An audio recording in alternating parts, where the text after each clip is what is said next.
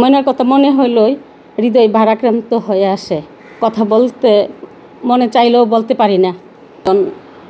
শুনে আর থাকতে পারি না। আসছি, আইসা তো তারই বিদঘুটে চেহারা দেখলাম।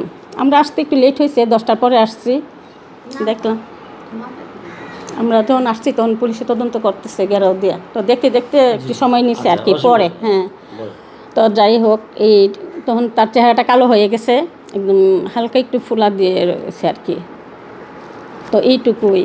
আর আসসালামাইকুম, আমি মোসাম্মদ আকলিমা আক্তার, সহকারী শিক্ষক, লতিফ মুস্তাফি সরকারি প্রাথমিক বিদ্যালয়। আমি দীর্ঘদিন যাবৎ এই বিদ্যালয়ে আছি। 1991 সাল থেকে আমি আজ অদ্যাবধি এই বিদ্যালয়ে শিক্ষকতা করে আসছি। মাইমুন আক্তার ময়না, সে আমাদের বিদ্যালয়ে প্রাক প্রাথমিক থেকে শুরু করে অদ্যাবধি এই বিদ্যালয়ে 5ম শ্রেণীতে ছিল। সে যখন 4র্থ শ্রেণী থেকে 5ম শ্রেণীতে উত্তীর্ণ হয়, তার মেধাক্রম বা রুল ছিল 6। সে বাংলাদেশ স্কাউটসের সদস্য ছিল। কাব স্কাউটের সে একজন সদস্য। যে সে খুবই নরম মনের মেয়ে ছিল, একদম হাসি খুশি, প্রাণ চঞ্চল, খুব শান্তশিষ্ট। ময়নার কথা মনে হইলই হৃদয় ভারাক্রান্ত হয়ে আসে। কথা বলতে মনে চাইলেও বলতে পারি না। আমরা যখন শুনি যে ময়না নিখোঁজ, তখন আমরা খবর নিয়েছিলাম যে তাকে পাওয়া গিয়েছে কিনা। রাতের 8টার পরে জানতে চাইছি বা জিজ্ঞাসা করছি, খবর নিয়েছি যে তাকে পাওয়া গিয়েছে কিনা। তখন তার অভিভাবকরা বলল যে না, খোঁজাখুঁজি চলতেছে। আশুরার বন্ধ ছিল বিদ্যালয়। আমি যখন রান্না বান্না করি তখন শুনলাম যে ময়নার লাশ পাওয়া গেছে মসজিদে।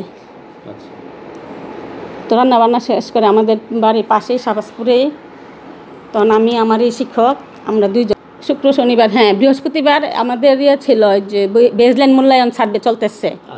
সে 5ম শ্রেণীর বাংলা পরীক্ষায় অংশগ্রহণ করছে, পরীক্ষা দিয়ে গেছে বৃহস্পতিবার দিন।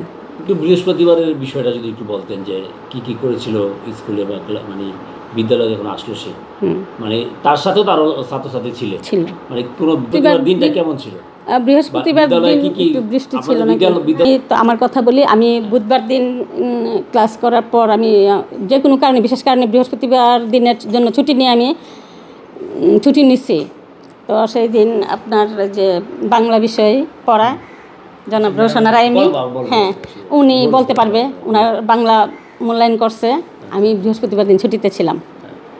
এই যে ময়না মানে এক নিখোঁজ হয়ে গেল, হুট করে নিখোঁজ। মাদ্রাসার শিক্ষকের কাছ থেকে আমরা ইন্টারভিউ নিয়েছিলাম। তিনি মেয়েটা 2-1টার দিকে বাসায় গিয়েছে বিরিয়ানি নিয়ে, ওখানে একটু খেয়েছিল, মাদ্রাসা থেকে বাকিটা নিয়ে আসল মার কাছে। বাসায় গেল, বাসা থেকে গোসল করে জামাটা পরে বের হয়েছে, নিখোঁজ। এরকমই আমরা শুনতে পাইছি। নিখোঁজ হয়ে গেল একটা ময়না বা যেই হোক, এভাবে যে হচ্ছে কি কারণে, একটু কি বলবেন আসলে আপনি শিক্ষক হিসেবে? কি বলবো, আমি তো ভাষা খুঁজে পাচ্ছি না। ময়না তো এরকম যে আহামরি বড় হয়েছিল না, যে কারো কুদৃষ্টি পড়ার মতো না। সে ছোট নিষ্পাপ একটা শিশু। কে থেকে কি হইলো বা কিভাবে হইলো বা কেন হইলো, আমাদের মাথায় এগুলো আসতেছে না। মানে কি শিক্ষার অভাবে আসলে এই ধরনের কর্মকাণ্ড হচ্ছে আমাদের সমাজে? যেমন কন্যা সন্তান পিতার কাছে নিরাপদ না, এখন নিরাপদ না। কি কারণে আপনি একটু শিক্ষক সেই হিসেবে যদি বলতেন, বা পিতা মাতাদের পারিবারিক শিক্ষার কত দরকার? হয়তো আমরা অভিভাবক হিসেবে তাদেরকে সঠিক তাদের চাওয়া পাওয়া বুঝি না, বা সঠিক শাসন করতে পারি না। সুশাসনের মাধ্যমে যে গড়ে তোলা, হয়তো না। সমাজে যে এই ধরনের ঘটনা ঘটছে, মানে কিসের অভাব? এটা কি আইনের শাসনের অভাব, বা যারা অপরাধ করে যাচ্ছে একের পর এক? আমরা যদি সঠিক কারণগুলো চিহ্নিত করতে পারতাম, এই যে আসিয়ার কথা বললেন, হ্যাঁ, এই কারণগুলো যদি আমরা খুঁজে বের করে তার কি কেন এরকম হইলো, কেন কিভাবে, এইগুলো যদি আমরা সঠিকভাবে জানতে পারতাম, তখন আমরা হয়তো বুঝতে পারতাম যে কেন হচ্ছে ঘটনাটা। মানে দৃষ্টান্তমূলক শাস্তি দিলে হয়তো বা একের পর এক এই ধরনের ঘটনা করার সুযোগ পেত না।